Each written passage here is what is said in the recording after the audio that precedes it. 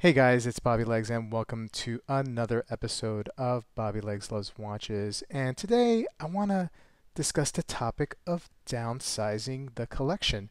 The last couple of months I've noticed several YouTube creators in the watch enthusiast realm discussing about how they're downsizing their collection.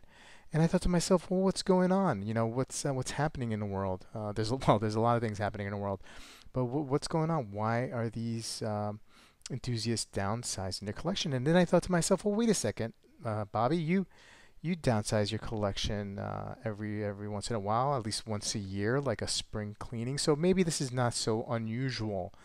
Maybe some of us feel the need to downsize their collection every once in a while. And I want to discuss a couple of reasons why some of us do. And I also want to discuss why I'm about to start the process of downsizing my collection. Why am I doing that? But before I continue with this video, and if you like, hearing me talk about watch topics, please like and subscribe and click that bell icon to get notifications when I upload new videos. I love making these videos, and I hope you like them too. And please also follow me on Instagram. And I want to just say that I really, really appreciate you guys taking the time and watching my videos. It means so much to me, this hobby of ours. I get to showcase some of my collection and reviews to you guys, and you guys actually stop in and watch. So I am extremely humbled by that. So thanks again. So, why do some of us downsize our collection? And I have a couple of reasons. Now, these are not all of them. This is just scratching the surface. We're all individuals. We all have different reasons why we do things.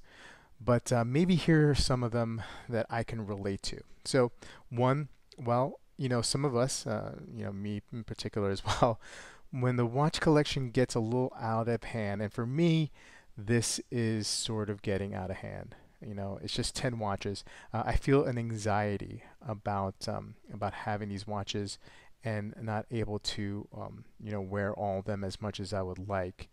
The guilt of having something and just not wearing it. And I wish I was okay with like a 3 watch collection. I wish I was okay with a 20 or 30 or 40 watch collection. But when I get to the point here where I have a bunch of watches in a case here, 10 specifically, I start getting a little squirrely. This time not so much, but in the time and previously when I get to this point, I do get very squirrely. And I think maybe it's because the box has 12 slots for watches, and maybe I just need to get 2 boxes that only hold 6 each. And that way psychologically I can put away one and leave out another and rotate maybe that way. And maybe that would be helpful. Or maybe just 6 to 8 is enough for me. But yeah, so I feel anxiety. Some of us may feel anxiety when we have too many watches. Another reason, some of us may be transitioning into a different phase of life. Some of us might be starting families, and we need to focus funds to that. Some of us may be retiring and downsizing not just your watch collection, but your everything from your home to your lifestyle.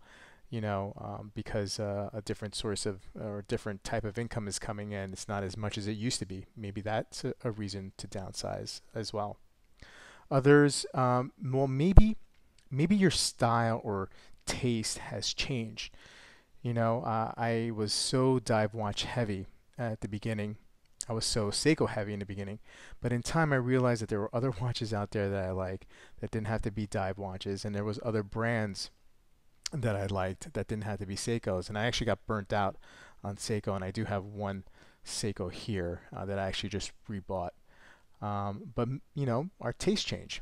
And the last one I want to discuss tonight, and again, these are just 4 out of many, many, many reasons why we might downsize a collection, is that there might be a watch out there, could be a Grail or could be just a watch that you really, really want that you need to downsize and sell off a few of these watches to attain that watch. For me, I have 3 watches that I'm really, really interested in getting at some point in the next year, 2 or 3.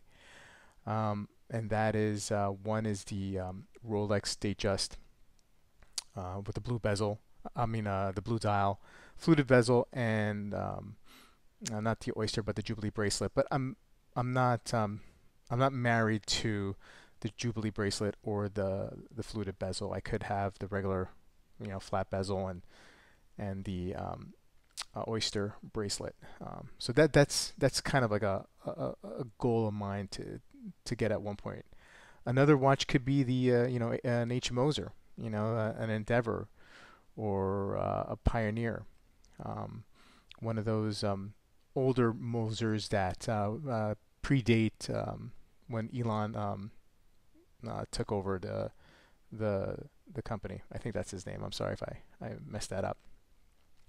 And another watch that I'm interested in also is a Girard-Perregaux Laureato with a blue dial as well. So I like the blue dials for sure, especially with the Laureato or the Datejust.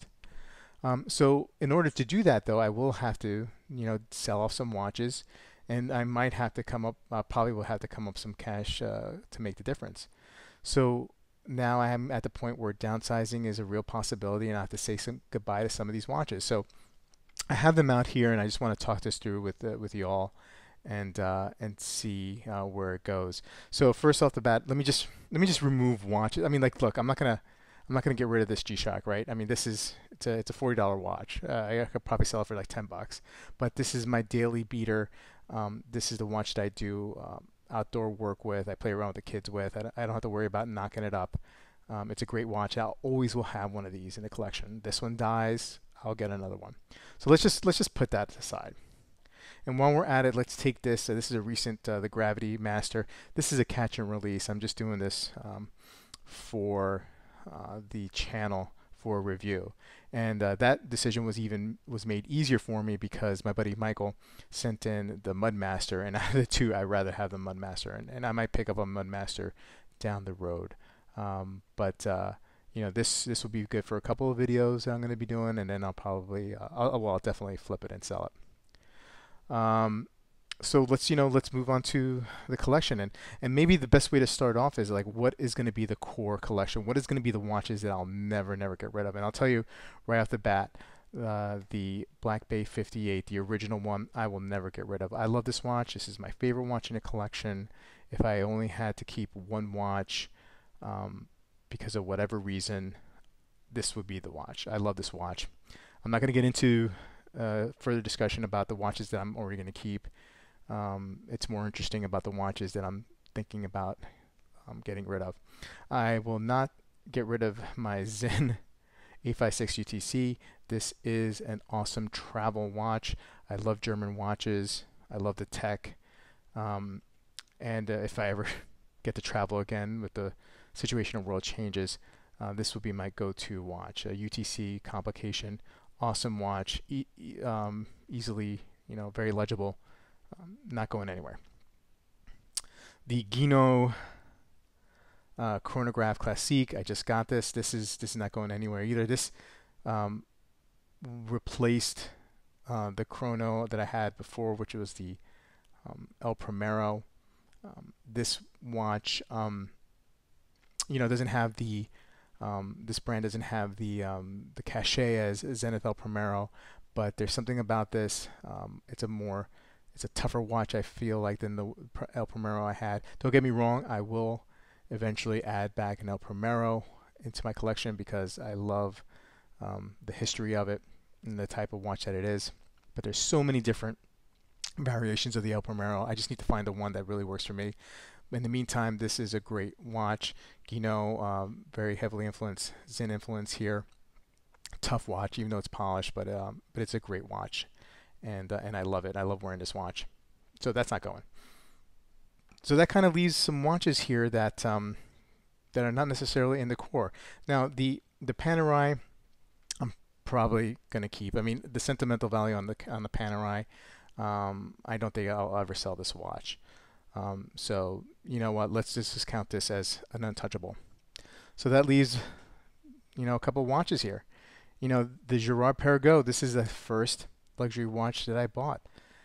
This watch, for that reason, it has some sentimental value, but I don't find myself wearing this at all anymore. And and so, it's not easy to say this, but I think I may be willing to part with this watch. Um, just because, like, especially if the Laureato still is in the picture, I'll have another GP in the collection. But I have a lot of dive watches anyway, and like I said, this doesn't get worn that much, and it's a great watch. I just got a service. This watch is excellent, very very cool power reserve um, indicator there, but it just doesn't get the wear. So, and I don't even know how much actually I can get for this watch. I mean, I've seen them on sale for like 2,500, but obviously I probably would get less than that. But this watch is definitely a possibility. It could go. It could be a casualty of the downsizing. So let's put that back here.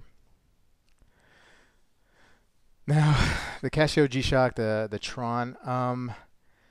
This is also definitely a possibility. I mean, I love G-Shocks. I love the Square.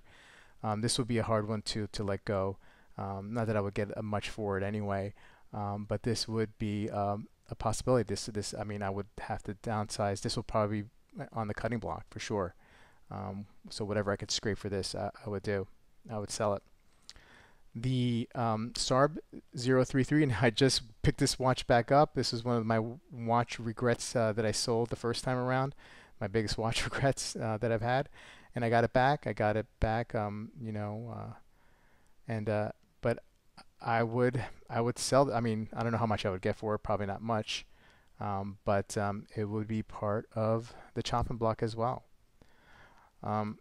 And then finally, this one's gonna sting a lot. This one, the Black Bay 58 Blue. I love this watch. This watch is incredible. The first few months that I had it, I was wearing it a lot, and it's just a great looking watch. However, between the two, I always reach for the original. The original is the best, and there's no doubt about it. And so I tried making this work, keeping both in the collection, but I don't think I'm able to keep them both, especially if I have the aspiration to getting the Rolex Datejust or the other one of the other two watches that I want to add to the collection. I need this to be part of the mix because I can get the most out of this at the moment. So a very hard decision, but it just doesn't make sense to have both of these in the collection at this point. My friend Colin at Winding Watches, he did a little mock-up of my 5-watch collection, throwing in the Datejust, and I'll put the picture in here, because I posed a question to him and a couple of the guys, to see if they can help me out figure this out. And I like it. He actually has in the collection, the 5-watch collection for me, the Tron, but I would switch that out with the Guinot chronograph. Yeah, so look, I mean, if I sold these 4 watches, maybe it gets me halfway to a Rolex Datejust, the one that I like. Maybe, hopefully, and then I would have to come up with the rest. So it's going to be a long process. But in this case, downsizing makes sense to me. It hurts, especially with these 2 watches here. It hurts to get rid of them, but the desire to get the Rolex Datejust, a watch that I've wanted for years and years and years and years, it just makes sense that I had to part with these in order to get there to that watch. So anyway, guys, let me know what you think. What should I keep? What should I let go? And in the comments below, and I really appreciate you guys hanging in there I know this was a little bit of a long video, but thank you again, and I will see you guys in the next video.